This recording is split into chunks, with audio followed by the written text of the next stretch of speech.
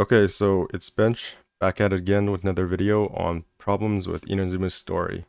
The subject this time is Act 1 of the Raiden Shogun's character story quest, which released alongside Act 3. Assuming you've already played the story quest, then the following content will contain spoilers and you will be fine with it. If you haven't played the story quest, then you probably shouldn't watch this. The Raiden Shogun's first story quest takes place sometime after the end of the Archon Quest, but not much later, judging by the character's behavior. Koma is back working for the shogunate and everyone is dealing with the aftermath of Raiden's defeat, although most of them do not know it and only that the Division Hunt decree has been rescinded. So after the events of the last Archon Quest, the Raiden Shogun shut herself in her chamber while A kind of just thinks about how she should move forward with her ideal of eternity. And meanwhile, the Raiden puppet has kind of ceased functioning since A removed some of her functions. We find out that the puppet controls the storms around Inazuma, and they have been getting closer to the Inazuma Island since the Shogun entered seclusion. The problem of the storms is quickly dropped about a quarter of the way through the Act 1, so it's not that important anyways. There's this one-liner by A telling you that she can just make some small adjustments to the puppet and it'll be fixed. But the whole premise seems kind of weird because why are there still storms around Inazuma in the first place? Is it because the Sakoku decree is still in place? Why wasn't it rescinded along with the Vision Hunt decree, or are the two completely unrelated? Are the storms just something Inazuma has as a defense system, similar to how the Kamikaze or Divine Wind was believed to protect Japan? The storm also reinforces the idea that the Raiden Shogun is a negligent ruler because, well, she is. It was apparently easy for her to fix the problem, given enough time, since she didn't know that the problem even existed in the first place. So it wasn't like something difficult she had to do. It was just something she didn't know about because, well, you would think that this would be the primary conflict as we move forward with the Raiden Shogun's story, but like in the Archon questline, the issue of the Shogun's inept rule is kind of just brushed aside. In the next part of the story, the traveler leads the Raiden Shogun around Inazuma City to get her acquainted with Inazuman society as we know it. It's here that we have a shocking revelation that really just changes the story. And it's that A, who is the person inhabiting the Raiden Shogun puppet, can actually take full control of the puppet. So she is not actually trapped in a robot, she can take full control of it as a body and vessel. Prior to this, I just kind of assumed that was not the case, since it was implied that she sacrificed her original body and put her spirit in the sword, which is stored away in the Raiden Shogun. As a result, she depended on the robot puppet to move around the city and carry out her will in the real world.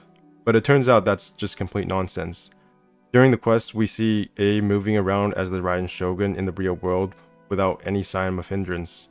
You can drink and taste dango milk, see and read light novels, and hear and witness the liveliness of the city. All her senses seem to function just fine. These observations lead to the very uncomfortable conclusion that the Raiden Shogun could have chosen to take full control of her vessel and Inazuma at any time. She just chose not to. She wasn't a bad ruler because of a decision made hundreds of years ago in the past, which she did, but that lasts into the present. Even if she could only take control of the puppet at certain times or in short bursts, that still means that she could have attended the outside world when something important was happening. But the problem remains that she cares very little about the outside world. Even the increasing danger of the thunderstorms is due to her lack of knowledge as a result of never leaving her room. And while her hikikomori ways are corrected to some degree by her trip in Inazuma City, it doesn't change the nature of her character or the consequences of her inaction. She has not taken the initiative to change by herself, and the people at Inazuma are left to pick up the pieces. There's also some of that Traveler Ex Machina going on. Before we could even talk to the Raiden Shogun, we had to get a pass into her room from Yae, who is A's best friend.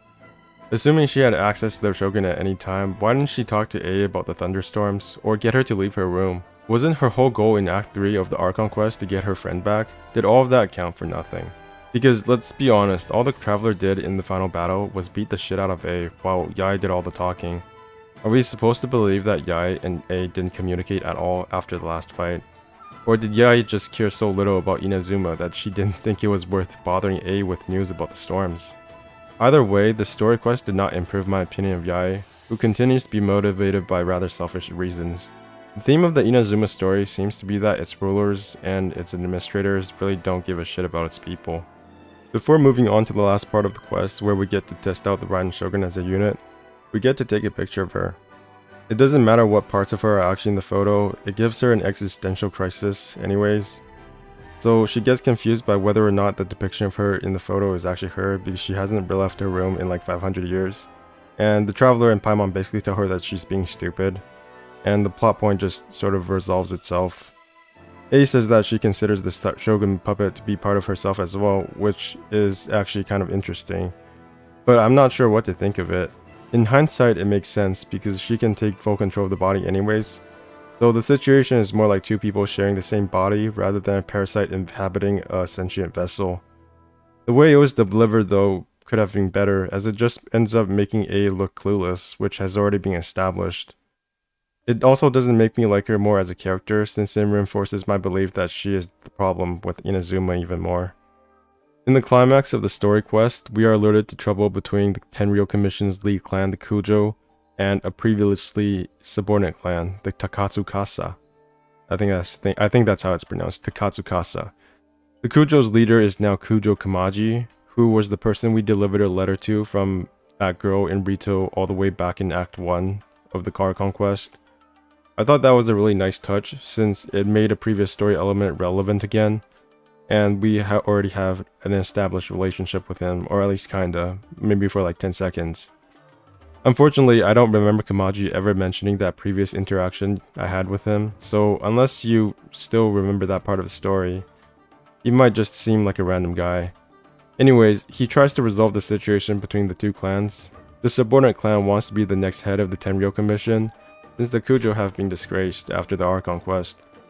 In classic form, the whole conflict was a result of the Raiden Shogun's negligence, since she didn't deal with the Kujo in the first place, and she even admits it. That doesn't prevent her from crashing the party. Turns out the Takatsukasa wanted to embellish the report on the Kujo's wrongdoings to make their own clan seem better and like the good guys. They hired a bunch of mobs that we have to defeat to get to them. But it's kind of weird because you would expect them to lay down their arms or at least run away when they see the Raiden Shogun coming, but I guess MiHoYo had to let us play with the Archon somehow. So A then decides to do a shonen tournament, with whoever defeating her getting to be the next leader of the Tenryou Commission. The Takatsukasa guy backs down because he's not a Chad like Kamaji, who accepts the duel and gets his ass whooped. I really like this part because someone being a Chad like Kamaji is always cool to see. But even more than that, he takes responsibility for his clan's actions, despite being against the actions of the former leader in the first place. He fights A despite knowing he'll lose, accepting the possibility that he'll die as atonement. The theme of responsibility for one's inactions is really strong here. It would have been a fitting moment to end the quest if A took the time to reflect on the victims of her own inaction and negligence. We would see one of the primary unresolved issues of the Archon Quest resolved, or at least heading towards some sort of resolution. We as the player would like her more as a character, and generally good feels all around. Except that never really happens. Instead, she decides to postpone the Kujo clan's punishment even farther, and heads back into her cave for further meditation. The story quest isn't without its own merits. I really like the story behind the Kujo clan's reckoning and theme of responsibility for one's inaction. I also enjoy the interactions between A and the people of Inazuma. Reading the light novels and presenting one of them to A was particularly funny and well done, since it takes the piss out of that genre of literature. However, like the ending to the Inazuma Archon quests, the problem of the Raiden Shogun as Inazuma's biggest problem is still not solved. Both the thunderstorms and the conflict between the two clans were ultimately caused by A's own inaction. She never reflects on the victims of her behavior or take responsibility like Kamaji did. If she had not neglected her duties outside of chasing eternity, the Kujo clan probably would not have felt like they could fool her in the first place, and the entire Inazuma conflict could have been avoided. In terms of character progression, she remains a passive and arbitrary character, but hopefully that changes in her next story quest. Sometimes I wonder if I'm the only person who dislikes the Raiden Shogun as much as this, and as a result, if I'm totally on the wrong footing when analyzing the story. If you do like the Raiden Shogun, it would be great if you could comment and tell me why, or maybe if my rant on her changed your opinion of her. So that's the end of this vid, and now it's time to beg for likes and subscribes once more. If you did enjoy my content, please like and subscribe anyways.